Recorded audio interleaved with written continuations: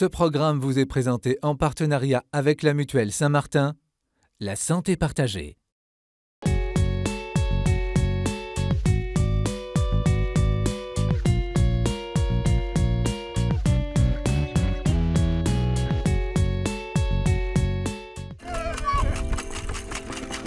Près de Lille, c'est un dimanche de cueillette en famille. Anne et Louis sont venus ramasser des fraises avec leurs 7 petits-enfants et les parents de ceux-ci. Pas encore à la retraite, ils retrouvent leur rôle de grands-parents tous les week-ends. Palou et Malou, c'est leur surnom. Palou, il va te porter. C'est une des priorités, parmi les priorités qu'on aime bien mettre, nos enfants, nos petits-enfants.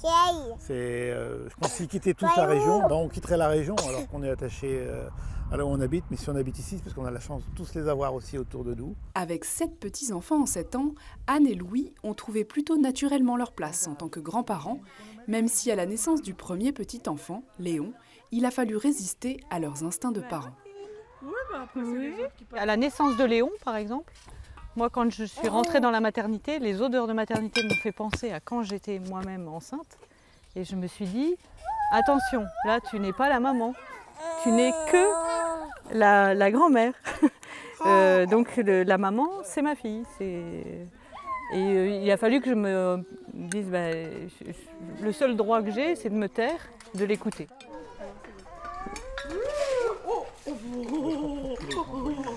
Par contre, quand ils sont ici, c'est vrai que c'est un peu nos règles. Et quand on était parents, on a toujours fait un temps de bain, de grandes toilettes tous les soirs, qui permettait un peu de calmer la maison. On fait la même chose avec nos petits-enfants. À 18h30, c'est dans l'eau. Alors qu'on sait que chez eux, c'est pas forcément à ces heures-là et tous les jours. Sans se substituer à l'éducation des parents, ils s'attachent à faire découvrir à leurs petits-enfants la foi qui les habite. À chaque fois que mon père me couchait, quand j'étais enfant, il me disait au revoir, il m'embrassait. Et après ça, il faisait un petit bisou comme ça. Que Dieu te bénisse. Et alors je le fais à mes petits-enfants. À cet âge-là, bien sûr, ils ne réagissent pas beaucoup. Mais après, ils commencent à poser des questions. Donc je leur explique que c'est parce que moi je crois en Dieu et que je trouve ça important de pouvoir leur transmettre un peu mes convictions et les placer un peu sous la protection de la foi qui m'habite. Ça leur donne d'autres ouvertures. Par exemple, moi je fais un peu de musique ou de chansons. Bon, je parle anglais avec mes petits-enfants, mes enfants ne le font pas forcément. C'est du complémentaire.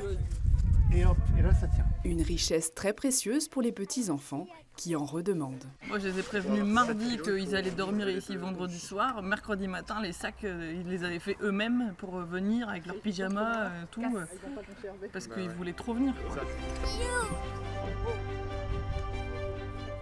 Le saint patron des grands-parents, ça devrait être Jean-Baptiste, Saint Jean-Baptiste. Parce que quelque part dans l'Évangile, Saint Jean-Baptiste dit « Celui qui vient après moi va grandir et moi je vais diminuer ». Les grands-parents, c'est ça. Ils ont été en charge de responsabilité et il faut qu'ils apprennent à s'effacer. Je crois qu'il y a une règle d'or pour les grands-parents. Ce sont les parents qui sont en responsabilité de l'éducation des enfants. Même si ça vous choque, même si vous n'auriez pas fait comme ça, c'est important que l'enfant se sente protégé et dirigé par ses propres parents. Mais une fois que vous êtes chez vous, ce sont les règles des grands-parents. Les grands-parents pourraient être des éveilleurs, c'est-à-dire qu'ils ne sont pas là pour donner des conseils, que nos propres enfants d'ailleurs n'accepteraient pas, mais ils peuvent avoir des difficultés. Être éveilleur, ça peut être dire « j'ai l'impression qu'en ce moment tu es fatigué » ou « j'ai l'impression que ta petite puce, elle est un petit peu plus triste, dis-moi, il y a quelque chose qui ne va pas à l'école » ou voilà. Il peut y avoir de vraies raisons pour lesquelles vous n'êtes pas d'accord avec vos enfants, dans la manière dont ils éduquent leurs petits. Ça peut même aller très loin.